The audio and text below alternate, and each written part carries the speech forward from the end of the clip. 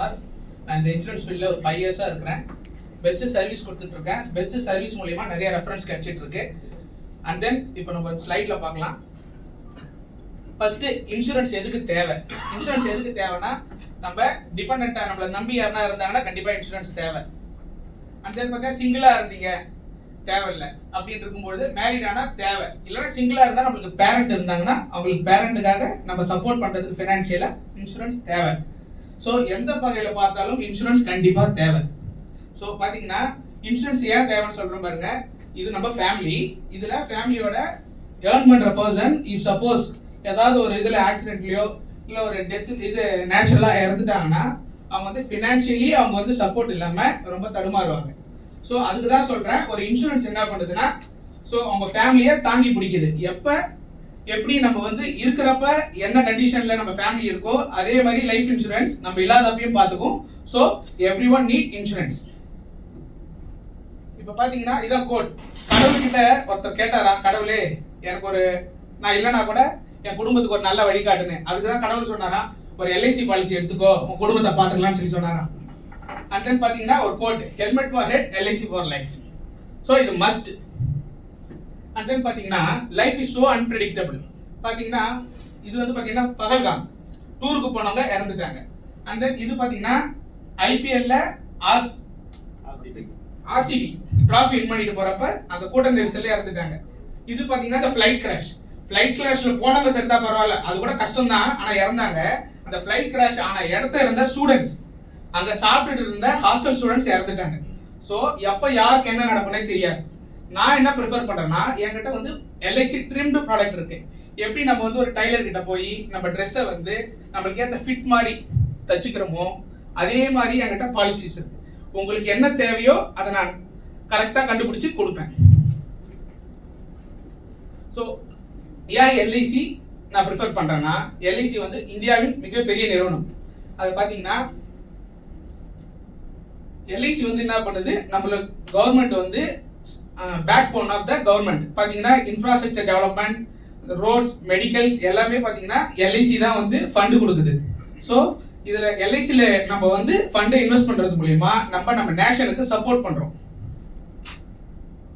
இதுதான் வந்து எல்ஐசியோட சௌரியன் guarantee act 37 1956. இது என்ன சொல்லுதுன்னா, நம்ம இப்போ பாலிசி ஒன்று எடுக்கிறோம், அந்த பாலிசியோட எடுத்தா அந்த அமௌண்ட் வருமானு எல்லாருக்கும் ஒரு சந்தேகம் இருக்கும். இது வந்து பார்த்தீங்கன்னா ஒரு 70 வருஷம் பாரம்பரியமான நிறுவனம். கட்டணா பணம் வரும், பணம் வரலைன்னா கவர்மெண்ட்டே கொடுக்கும். ஸோ அதுதான் வந்து பார்த்தீங்கன்னா LIC policy guaranteed by central government of India. So நம்பி நம்ம இன்வெஸ்ட் பண்ணலாம். ஆக்சுவலி பார்த்தீங்கன்னா இந்த கவர்மெண்ட் ரிட்டையர்ட் பர்சனுக்குலாம் தெரியும், அவங்க பிடிச்ச ஃபண்டு எல்லாமே இப்போ பென்ஷனாக எல்ஐசியில் இருந்தா வாங்குறாங்க. ஸோ அதுலேருந்தே தெரியும் அது வருதா வரலையான்னு. அண்ட் தென் பார்த்தீங்கன்னா இது 70 இயர்ஸ் ஆஃப் ஒரு பாரம்பரியமான நிறுவனம். இதில் பார்த்தீங்கன்னா நம்மளோட பேரண்ட் எல்லாருமே இதில் இன்வெஸ்ட் பண்ணி இதோட அமௌண்ட்டை ரிட்டர்ன் வாங்கியிருப்பாங்க. ஸோ இதோட ட்ரஸ்டால தான் சொல்கிறேன், எல்ஐசியில் பாலிசி எடுங்க, லைஃபை என்ஜாய் பண்ணுங்க. அண்ட் தென் பார்த்தீங்கன்னா எல்லாரும் குழந்தை இருக்கவங்கள என்ன சொல்கிறாங்க, போஸ்ட் ஆஃபீஸில் இன்வெஸ்ட்மெண்ட்னு சொல்கிறாங்க. போஸ்ட் ஆஃபீஸ்க்கு இன்சூரன்ஸுக்கும் என்ன வித்தியாசம்னா, போஸ்ட் ஆஃபீஸில் இன்வெஸ்ட் பண்ணால் இன்சூரன்ஸ் கிடையாது. நம்ம குழந்தைகளுக்கு எதுக்கு இன்வெஸ்ட் பண்ணுறோம், இன்னைக்கு ஒரு 2500 ரூபா மாதம் எடுத்து வைக்கிறோன்னா அது அதோட கல்வி முதிர்ச்சியிலையோ இல்லைனா வந்து கல்யாணத்துக்கோ தேவைப்படணும்னு இது பண்ணுறோம். இது வந்து பார்த்தீங்கன்னா இஃப் சப்போஸ் இன்வெஸ்ட் பண்ணுறவங்க இறந்துட்டாங்கன்னா இன்வெஸ்ட் பண்ண காசு மட்டும்தான் வரும். இதுவே எல்ஐசியில் அவங்களுக்கு ஒரு 10 லட்ச ரூபா தேவை, இன்னைக்கு நான் 2500 ரூபா இன்வெஸ்ட் பண்ணுறேன்னா இஃப் சப்போஸ் ப்ரொபோசர் இறந்துட்டா கூட இந்த பாலிசி லைவ்லேயே இருக்கும். அவங்களுக்கு நாங்கள் சொன்ன இந்த 10 லட்சத்தை கமிட்மெண்ட்டாக தருவோம். ஜீவன் லாப் இது வந்து பார்த்தீங்கன்னா ஒரு அசட் கிரியேஷன். இப்போ ஒரு பாலிசியில் ஒரு கஸ்டமர் 1 லட்ச ரூபா இன்வெஸ்ட் பண்ணுறாங்கன்னா இயர்லி 16 வருஷம் இன்வெஸ்ட் பண்ண சொல்லுவோம்.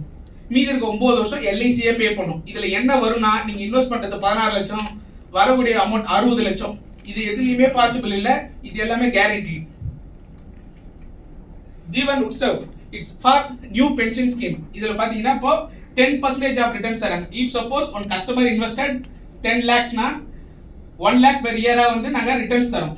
At the year of 11th இயர்லேருந்து தரோம். ஸோ இது வந்து பார்த்தீங்கன்னா இப்போ நம்ம எல்லாருக்குமே ஒரு பிஸ்னஸ் பீப்புள் ஒரு 45 இயர்ஸ் ஆஃப் ஏஜ் இருக்கிறவங்களுக்கு ஒரு பென்ஷன் தேவைன்னா இந்த பாலிசியில் இன்வெஸ்ட் பண்ணீங்கன்னா 10% ஆஃப் ரிட்டர்ன்ஸ் வரும்.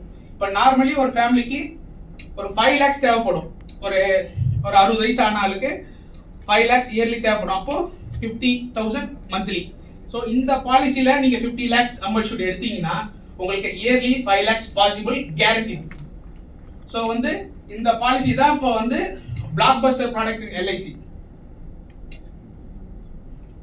ஜீவன் Akshay and Jeevan Shanti, this are all pension schemes.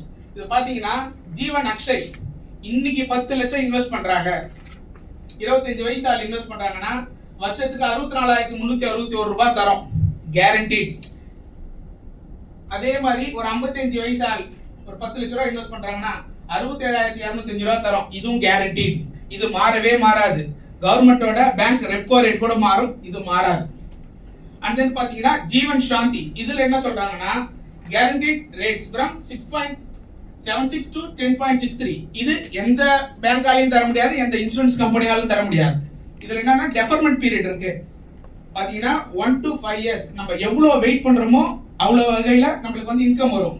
If suppose நான் போட்ட ஒரே வருஷத்துலயே தேவைன்னா 67,595 வரும். இதுவே நான் 5 வருஷம் வெயிட் பண்றேன்னா 85,119 ரூபா வரும். நீங்க பாத்தீங்கன்னா இன்ட்ரெஸ்ட் ரேட் பாத்தீங்கன்னா 6.75 to 8.51. இது யாராலையும் தர முடியாது. அண்ட் தென் எல்லாரும் அப்புறம் இன்னொருத்தவங்க யாரை கேட்டாலும் இன்சூரன்ஸ் வேணாம், நான் மியூச்சுவல் ஃபண்ட்ல இன்வெஸ்ட் பண்றேன்னு சொல்றாங்க. மியூச்சுவல் ஃபண்ட்ல இன்வெஸ்ட் பண்ணா நம்மளோட growth எப்படி இருக்கும்? இதுல இன்வெஸ்ட் பண்ணீங்கன்னா கண்டிப்பா 15% ஆஃப் growth இருக்கும். அண்ட் தென் பாத்தீங்கன்னா எல்ஐசிக்கும் மியூச்சுவல் ஃபண்டுக்கும் என்ன வித்தியாசம்னா, எல்ஐசில இன்வெஸ்ட் பண்ற ஒவ்வொரு அமௌண்ட்டுக்கும் இன்சூரன்ஸ் இருக்கு. மியூச்சுவல் ஃபண்ட்ல எஸ்ஐபில இன்வெஸ்ட் பண்றவங்களுக்கு இன்சூரன்ஸ் கிடையாது.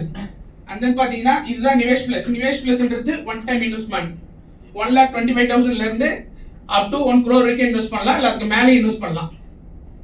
அண்ட் தென் இது வந்து மந்த்லி ஸ்கீம். மந்த்லி ஸ்கீமாவும் இன்வெஸ்ட் பண்ணலாம், 2,500 ஃப்ரம் ஸ்டார்ட்ஸ். எல்லாரும் எதிர்பார்த்த டேர்ம் இன்சூரன்ஸ் 1 கோடி.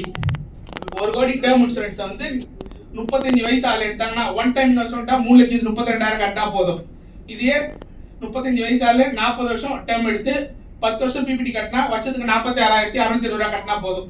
அண்ட் தென் லாஸ்ட் ஆல்சோ 40 வருஷம் எடுக்கிறோம், 40 வருஷமும் கட்டுறோம்னா 24,000 கட்டினா போதும். 1 கோடி assured. Benefits of health insurance. Health insurance ரொம்ப மஸ்ட். பிகாஸ் நம்மளோட அசெட்ஸை உடனே கரைச்சிடும். இப்போ சப்போஸ் நம்ம ஹெல்த்தியா இல்லை, ஒரு அன்ஹெல்த்தி சுச்சுவேஷன் ஹாஸ்பிட்டலுக்கு போனால் நம்ம அசெட்ஸ் எல்லாம் உடனே டைல்யூட் ஆகிடும். ஸோ ஒரு ஹெல்த் இன்சூரன்ஸ் ஒரு 20,000 எடுக்கிறது மூலியமா உங்களோட அசெட்ஸ் ஒரு 10 லட்சத்தை நம்ம மிச்சப்படுத்த முடியும். And then workmen compensation. Workmen compensation என்னன்னா, இங்க இருக்கிற எல்லா பிசினஸ் ஓனர்ஸும் மினிமம் 5 மெம்பர்ஸ் இருந்தா அவங்க வந்து இந்த பாலிசி எடுக்கலாம். இந்த பாலிசி என்ன தருதுன்னா, இஃப் சப்போஸ் வேலை செய்யும் போது இறந்துட்டாங்கன்னா அவங்க 100 மடங்கு அந்த மாத சம்பளம். ஒருத்தவங்க 25,000 வாங்கினாங்கன்னா அவங்களுக்கு 25 லட்சம் வரைக்கும் தர முடியும். ஸோ நம்ம காசு எதுவும் பேர் ஆகாது. அண்ட் தென் அடிபட்டுருச்சுன்னா 1 லட்சம் மெடிக்கலுக்கு உடனே தருவோம். இதே தான் எம்ப்ளாயி ஸ்கீமும். பார்த்தீங்கன்னா இதை இன்வெஸ்ட் பண்றது மூலியமா உங்க கூட வேலை செய்யறாங்க, நீங்க வேலை வச்சிருக்கவங்களுக்கு ஒரு சாட்டிஸ்பிகேஷன் கிடைக்கும். என்னடா நம்ம ஓனர் நம்ம மேல வந்து ஒரு 10 லட்ச ரூபாய்க்கு இன்சூரன்ஸ் பண்ணியிருக்காருன்றப்ப ட்ரஸ்ட் உருவாகும், ஒர்க் நல்லா பண்ணுவாங்க, உங்களுக்கு எஃபிஷியன்ட்டா இருக்கும். தேங்க்யூ.